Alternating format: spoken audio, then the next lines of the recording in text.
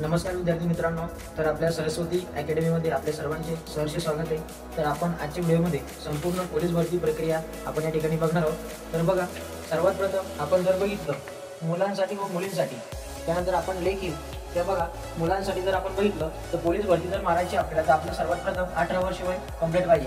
त्यानंतर आपण मुलींसाठी सुद्धा 18 वर्षाची वय मर्यादा आहे। त्यानंतर आपल्याकडे 12वी पात्रता असणे गरजेचे। आपलं 12वीचं शिक्षण आपण केलेलं पाहिजे। 12वीचं आपण शिक्षण करूनच फायदा नाही, तर 12वीची आपण टक्केवारी म्हणजे आपण 12वी पास पाहिजे। ही अट मुलांसाठी सुद्धा आहे आणि मुलींसाठी सुद्धा आहे।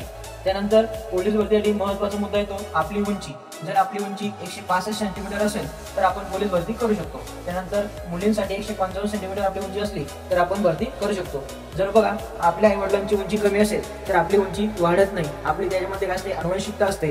परंतु जर तुमचं वय 18 ते 21 या दरम्यान असेल तर तुमची जर उंची 153 152 असेल तर तुम्ही त्या ठिकाणी प्रयत्न करू शकता, त्यामुळे तुमची उंची वाढू शकते। परंतु ही गॅरंटी राहत नाही की तुमची उंची वाढेल। त्यानंतर जर आपण बघितलं, आपल्याला छाती असते 79 ते 84। आपण बिना फुगवल्याची छाती असते 79 आणि फुगवल्यानंतर असते 84 सेंटीमीटर। मुलीसाठी छाती नसते। त्यानंतर जर आपण बघितलं तर सगळ्यात महत्त्वाचं बघा विद्यार्थी मित्रांनो, जर आपल्याला पोलीस भरती करायची तर आपल्याकडे सर्वात प्रथम हे जे वरती मी सांगितलं हे अवलंबून पाहिजे।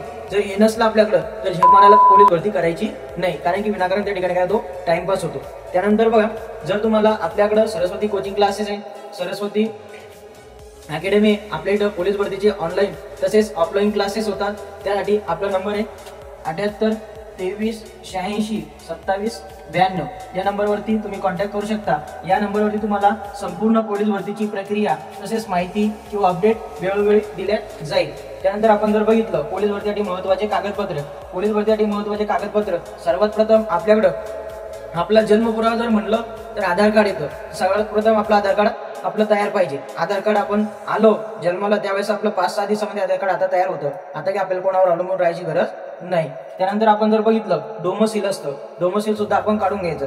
त्यानंतर आपण बघितलं तर शाळा सोडल्याचा दाखला। त्यानंतर आपल्याकडे जर शाळा सोडली नसेल तर त्यानंतर आपण शाळेचं बोनफाईड सुद्धा देऊ शकतो। त्यानंतर आपल्याकडे 10वी सर्टिफिकेट पाहिजे। त्यानंतर 12वीचं सुद्धा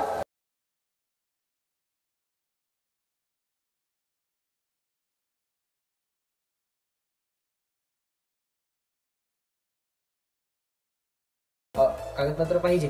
त्यानंतर बघा, जे विद्यार्थी कास्टमध्ये येतो त्या विद्यार्थ्यांकडे कास्टप्रमाणे कागदपत्र पाहिजे। त्यानंतर बघा, आपल्याला ग्राउंड असतं। ग्राउंडमध्ये बघा, मुलांसाठी आणि मुलींसाठी आपण जर बघितलं तर ग्राउंडमध्ये मुलांसाठी 1600 मीटर असतं 5-10 मध्ये, कारण मुलींसाठी असतं 800 मीटर 2:50 मध्ये। त्यानंतर बघा, पुन्हा ग्राउंडमध्ये आपण जर बघितलं 100 मीटर असतं मुलांसाठी 11:30 मध्ये आणि 100 मीटर मुलींसाठी असतं 14 सेकंदामध्ये। त्यानंतर मुलांसाठी आणि मुलींसाठी जर आपण गोळा बघितला तर मुलांसाठी 6.5-7 किलोचा गोळा असतो आणि मुलींसाठी आपल्याला 4 किलोचा गोळा असतो। बघा, यामध्ये आपल्याला असतात 25 मार्क। हे झाल्यानंतर आपल्यासाठी असतात लेखी मार्क। बघा, सगळ्यात आवडता आपला या ठिकाणी विषय असला की तो म्हणजे अंकगणित माझा आहे। तुमचा कोणता विषय तुम्हाला माहिती नाही, जो असेल त्यामुळे तुम्ही आवड निर्माण करा। अंकगणित असतो आपल्याला 25 मार्कासाठी, बुद्धिमत्ता असते 25 मार्कासाठी, मराठी असते 25 मार्कासाठी, जीके असतो आपल्याला 25 मार्कासाठी। परंतु विद्यार्थी मित्रांनो, या ठिकाणी थोडासा बदल होत असतो। तो बदल प्रत्येक जिल्ह्यामध्ये तो होत नाही, परंतु काही जिल्ह्यामध्ये होतो। काही जिल्ह्यामध्ये काय होतं की जीके क्वेश्चन आपल्याला वाढून येतो आणि मराठीमध्ये मार्क काय होतात, कमी होतात। जीके क्वेश्चन आपल्याला कधी 30 मार्काला, 40 मार्काला, 50 मार्काला, तर वरती मराठीमधले मार्क काय होतात, कमी होतात। परंतु हे प्रत्येक जिल्ह्यामध्ये होत नाही, तर काही जिल्ह्यामध्ये होतात। हे झाल्यानंतर आपल्याकडे असते बघा, याच्यामध्ये जर तुम्हाला मुलांसाठी आणि मुलींसाठी किती मार्क पाहिजे, मुलांसाठी आणि मुलांसाठी बघा, पास होण्यासाठी कमसे कम मुलांसाठी असतात 130 आणि मुलांसाठी असतात 125। हे सगळे आपल्याला मार्क वगैरे मिळाले तर आपले त्यानंतर असते कागदपत्र पडताळणी। मी ज्या पद्धतीने सांगितलं, कागदपत्र हे जाहिरात पडण्या अगोदरच काय पाहिजे, आपल्याकडं उपलब्ध पाहिजे। ज्यावेळेस जाहिरात पडते त्यावेळेस आपण या तयारीला लागलो पाहिजे।